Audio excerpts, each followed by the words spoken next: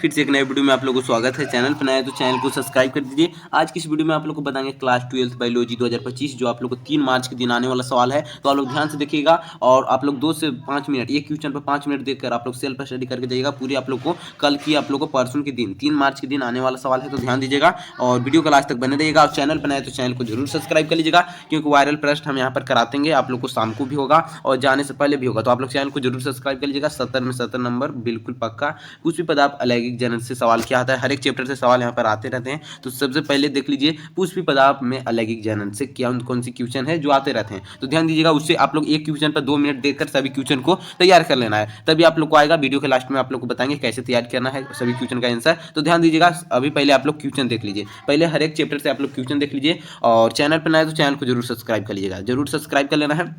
तो चलिए यहाँ पर चलते हैं क्वेश्चन की ओर। क्वेश्चन की ओर चलते हैं तो सभी क्वेश्चन का आप लोग को आंसर जरूर याद कर लेना, कैसे करना है वो वीडियो को लास्ट में बताएंगे। और चैनल पर नए तो चैनल को हम बार बार बोल रहे हैं सब्सक्राइब कर लीजिएगा, वीडियो को लास्ट तक बने रहिएगा। तो देखिए सबसे पहले क्वेश्चन है कि भ्रूणपोष तथा भ्रूणपोष में अंतर, भ्रूणकोष तथा भ्रूणपोष में अंतर लिखने के लिए आता है। तो इसको आप लोग सेल्फ स्टडी कर लीजिएगा, कैसे करना है वो आप लोग को बताएंगे। उसके बाद यहाँ क्या है, भ्रूणपोष क्या है, इसके विभिन्न प्रकारों में संक्षिप्त वर्णन कीजिए, ये लिखने के लिए आता है। उसके बाद आता है कि तीसरा में क्वेश्चन क्या आता है, ये सब क्या है, पुष्पी पदार्थ में अलैंगिक जनन चैप्टर से आता है। तीसरा क्या है कि एक पररूपिक बीजांड की संरचना का सचित्र वर्णन करने के लिए कीजिए आता है। चौथा यहाँ पर देखिए कि लघु बीजाणुधानी का निर्माण तथा लघु बीजाणुजन क्या आता है। और पांचवा है कि द्विबीजपत्री भ्रूण परिवर्धन क्या है, द्विबीजपत्री भ्रूण परिवर्धन क्या है, ये आप लोग को आता है। तो देख लीजिए यहाँ पर, देख लीजिए पूरे आप लोग कि यहाँ पर पुष्पी पदार्थ से कौन कौन से सवाल आते हैं, पूरे आप लोग देख लीजिए। एक बार स्क्रीनशॉट भी ले सकते हैं, इस सवाल को आप लोग को रट कर जाना है, कैसे करना है वो हम वीडियो के लास्ट में बताएंगे। तो पुष्पी पदार्थ से पूछे जाने वाले सवाल इतने ही थे जो 5 पूछे जाते हैं। चलिए आगे चैप्टर देख रहे हैं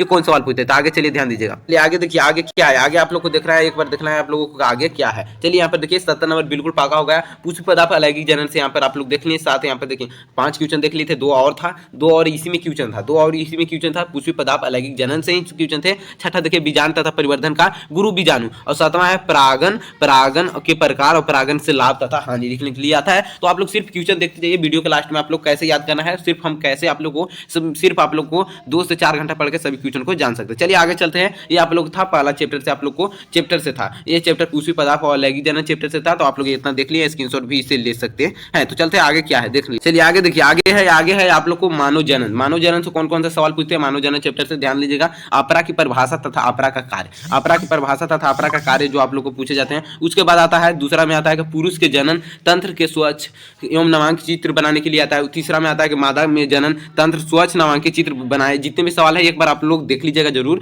आप लोग को। चौथा में क्या है कि युग्मजन क्या है, निम्नलिखित चित्र में सहायक से मानव का शुक्र जनन की प्रक्रिया का वर्णन कीजिए। और पांचवा है कि मानव में अंडाणु जनन की प्रक्रिया का सचित्र वर्णन करें। यहाँ पर ध्यान दीजिएगा। और आगे यहाँ आप लोग को क्या मानव जनन चैप्टर से इतना ही सवाल पूछता है, मानव जनन चैप्टर से 5 सवाल आप लोग को आया है, तो हम वो बता दे रहे हैं। चलिए ध्यान दीजिएगा। जनन स्वास्थ्य से आगे क्या है, जनन स्वास्थ्य से तो आप लोग ध्यान देना है। चलिए आगे जनन स्वास्थ्य से क्या है, जनन संशोधन IVF पात्र निषेचन तकनीकी पर टिप्पणी लिखने के लिए आता है। और दूसरा में आता है जनसंख्या का विस्फोट एवं निवारण पर निबंध, जनसंख्या का विस्फोट एवं निवारण पर निबंध आता है। तो ये आप लोग ध्यान दीजिएगा। आगे चलिए, आगे आप लोग को ध्यान देना है। चलिए आगे देखिए, आगे चैप्टर क्या है, वंशागति तथा विविधता के सिद्धांत। वंशागति तथा विविधता का सिद्धांत, तो इसमें से 9 सवाल आते हैं, 9 सवाल आते हैं। डाउन सिंड्रोम क्या है, इस पर टिप्पणी लिखने के लिए। दूसरा आता है कि जीन रूप तथा हृदय से रूप लक्षण का टिप्पणी लीजिए। तीसरा में आता है क्रॉसिंग ओवर क्या है। चौथा आता है कि सप्रभाविता पर टिप्पणी लिखने के लिए। पांचवा यहाँ पर ध्यान देना है तो प्रभाविता तथा अप्रभाविता में विभेद कीजिए। और छठा आता अनुवांशिक रोग क्या है। सातवां में आता है कि मानव में लिंग निर्धारण कैसे होता है। और आठवां आता है मंडल के वंशगत नियम क्या है। और नौवां है कि लिंग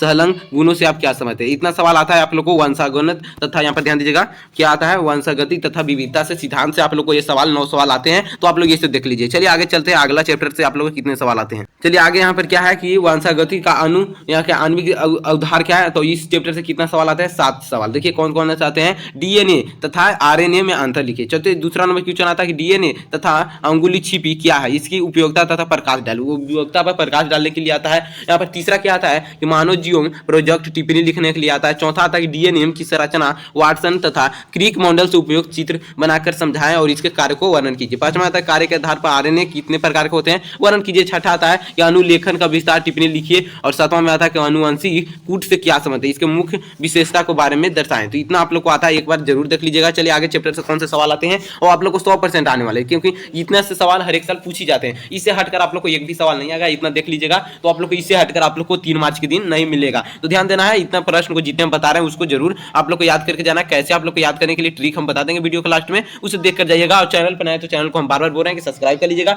तभी नोटिफिकेशन मिल पाएगा। जितने भी इंपॉर्टेंट क्वेश्चन डालेंगे तो आप लोग को नोटिफिकेशन मिलना चाहिए, इसलिए आप लोग चैनल को सब्सक्राइब कर लीजिएगा। तो चलिए आगे ध्यान दीजिएगा, आगे ध्यान देना है। चलिए आगे यहाँ पर देखिए आगे क्या है, आगे आप लोग को ध्यान देना है। आगे क्या है, मानव स्वास्थ्य तथा रोग से। मानव स्वास्थ्य तथा रोग से सवाल कौन कौन से आता है? एल्कोहल ड्रग्स के दुरुपयोग पर टिप्पणी लिखने के लिए आता है। प्रतिजैविक से आप क्या समझते हैं कि नहीं, 2 प्रतिजैविकों का नाम लिखे। तीसरा आता है कि मलेरिया रोग के रोगजनक का रोगवाहक लक्षण का उपचार लिखिए। चौथा आता है टाइफाइड के कारक लक्षण तथा रोकथाम का उपाय लिखिए। 9 पांचवा क्या आता है, निम्नलिखित में से किन्हीं 2 मानव व्याधियों के कारक लक्षण उपचार एवं बचाव से उपचार का वर्णन कीजिए। चलिए यहाँ पांचवा के रोमन इकाई में डेंगू ज्वर भी आ जाता है, निमोनिया के बारे में लिखने के लिए आता है या स्टेम कोशिका पर टिप्पणी लिखने के लिए आता है। तो आप लोग जितने भी यहाँ पर सवाल बता रहे हैं आप लोग को 3 मार्च के दिन लिखने मिलेगा। तो आप लोग एक बार चैनल को जरूर सब्सक्राइब कर लीजिएगा और वीडियो को लास्ट तक बने रहिए। चलिए आगे चैप्टर कौन से है, मानव कल्याण में सूक्ष्म जीव से कौन कौन से सवाल आते हैं, ध्यान देना है आप लोगों को।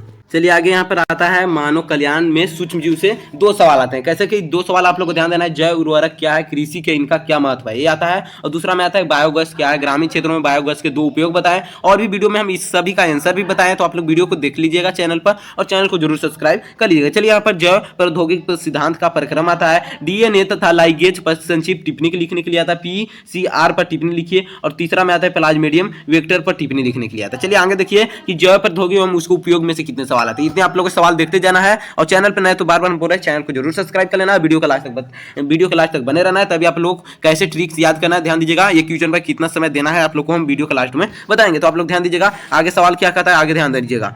चलिए आगे ध्यान दीजिए, आगे क्या है, जैव प्रौद्योगिकी तथा उसके उपयोग में से कौन कौन से सवाल आते हैं। 6 सवाल आते हैं, तो ध्यान देना है। नंबर 1 क्या आता है, नंबर 1 था जैव प्रौद्योगिकी के कृषि क्षेत्र में उपयोग। दूसरा आता है कि बीटी कपास का टिप्पणी लिखिए। तीसरा आता है बायोपायरेसिस का उदाहरण सहित टिप्पणी लिखना है। और चौथा में आता है कि जैव प्रौद्योगिकी का मानव स्वास्थ्य के क्षेत्र में अनुप्रयोग लिखिए। और पांचवा आता है पर्यावरण डीएनए प्रौद्योगिकी से क्या समझ क्या है, अनुवांशिक अभियांत्रिक के मानव हित के 4 अनुप्रयोग लिखने के लिए। और छठा आता है कि मानव इंसुलिन पर टिप्पणी लिखने के लिए। तो ये आप लोगों को 6 सवाल आते हैं जैव प्रौद्योगिकी और एवं उसके उपयोग से। तो आप लोग एक बार जरूर देखकर जाना है और आगे आप लोग देखते रहिए अगला चैप्टर से कौन से सवाल आते हैं। आप लोग को वीडियो के लास्ट तक बने रहना है और चैनल पर नए तो चैनल को सब्सक्राइब कर लेना है। चलिए आगे जैव विविधता। जैव विविधता के संरक्षण यूआरएन से, जैव विविधता के संरक्षण से कौन कौन से सवाल है, 4 आते हैं। यूआरसीएन, आईयूसीएन भी इसको शॉर्ट में बोलते हैं, तथा डीयूएन। जैसे WWF का पूरा नाम लिखिए, ये लिखने के लिए आप आता है आप लोग को क्या पूरा नाम लिखने के लिए फुल फॉर्म भी आता है। चलिए दूसरा में क्या आता है, संकटग्रस्त एवं वन प्राणियों से क्या समझते हैं, इसके संक्षेप वर्णन कीजिए। जो संकटग्रस्त में प्राणी अभी हैं उनसे पर संक्षेप टिप्पणी लिखने के लिए आता है आप लोग को। तीसरा में आता है तप्त स्थल पर टिप्पणी लिखिए। और चौथा में आता है जैव विविधता का परिभाषा। तो यहाँ पर आप लोग को अब लास्ट हो गया। इतने सवाल आप लोग को आते रहते हैं, तो आप लोग चैनल पर नए तो चैनल को सब्सक्राइब कर लीजिए। अब यहाँ पर आप लोग को डाउट होता है, आपसे हम आप लोगों से बात करना चाहते हैं। जैसे कि यहाँ पर बच्चों सोच रहे होंगे कि इतना प्रश्न हम लोग याद कैसे करेंगे। तो बहुत से प्रश्न नहीं, हार्डली 50 प्रश्न हो गए। 50 प्रश्न में हर एक पर अगर 2 मिनट समय दीजिएगा तो 2 मिनट नहीं 5 मिनट समय दीजिए, तो 250 सेकंड। 250 सेकंड मतलब क्या होता है, 6 × 3 6 × 24 मतलब 4 से 5 घंटा। 5 घंटा में आप लोग इतना क्वेश्चन याद कर लीजिएगा, तो आप लोग 3 मार्च के दिन एक भी क्वेश्चन इससे बाहर नहीं आएगा। तो आप लोग को हर एक क्वेश्चन में 5 मिनट देकर याद कर लेना है। अगर इस क्वेश्चन को आंसर भी जानना चाहते हैं, आप लोग मेरे चैनल से जुड़े रहिए। चैनल पर नए तो चैनल को सब्सक्राइब कर लीजिएगा और वीडियो को लास्ट तक आप लोग को हर एक वीडियो को देख लेना है। हम अभी से आप लोग को 3 मार्च के सुबह तक वीडियो डाले रहेंगे, तो आप लोग देखते रहिएगा और चैनल पर नए तो चैनल को सब्सक्राइब जरूर कीजिएगा। तो मिलते हैं अगले वीडियो में, तब तक के लिए आप लोग पढ़ते रहिए और सभी क्वेश्चन को याद करके जाना है। तो मिलते हैं अगले वीडियो में।